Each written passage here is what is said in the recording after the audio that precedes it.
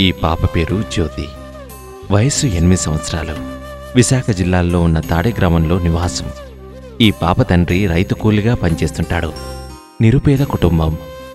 జ్యోతి రక్తహీనత వల్ల స్పృహ తప్పి పడిపోవడం, సరిగ్గా చదువుకోలేకపోవడం, ఆటపాటలకు దూరంగా ఉండడం ఆమె తల్లిదండ్రులను కలవరపరుస్తుండేది. మా పాప పేరు జ్యోతి అండి. ఆరోగ్యం బాగాలేదండి. ఆవేశం వచ్చేయడం, జ్వరం వచ్చేయడం అలా మనం తెలుసుకొని ఆపేయండి. వైద్య పరీక్షల కోసం 104 మొబైల్ హెల్త్ వ్యాన్ దగ్గరకు జ్యోతిని తీసుకొచ్చారు.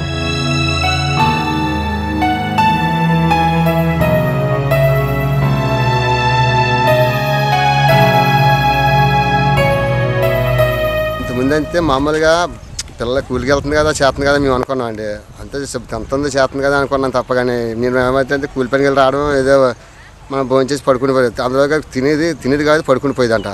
పడుకుని పోతే అందువల్ల ఏంటంటే బెడ్ లేని వల్ల మరి ఆకలి పట్టలేదో మరి ఏమో తెలియదు. మరి ఆవేశం వచ్చేసి జ్వరం వచ్చేసి మామూలు కాల్చేది పీకడండి. నా పేరు శాంతకుమారి, మాది పెత్తాడండి. నేను ఆశా వర్కర్ని. జ్యోతి అన్న అమ్మాయికి టెస్ట్ చేశారండి. 104 రావడం వల్ల అమ్మాయికి బ్లడ్ తక్కువగా ఉందని తెలుసుకున్నాక వాళ్ళు అనకాపల్లి ఎన్టీఆర్ హాస్పిటల్ తీసుకెళ్ళమని పంపించారు. బ్లడ్ ఎక్కించారు. పాప మాట కూలికి వెళ్ళిపోతుంది. ఆరోగ్యం కూడా బాగా ఉందండి.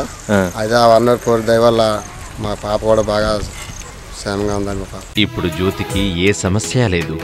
హాయిగా సంతోషంగా అందరిలాగే ఆడుకోగలుగుతుంది. బడికి వెళ్ళి చక్కగా చదువుకోగలుగుతుంది.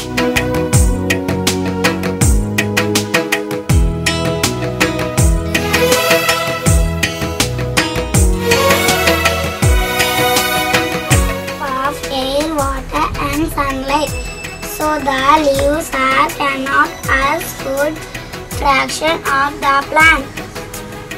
What is the main freshness of fruit? 104 thanks.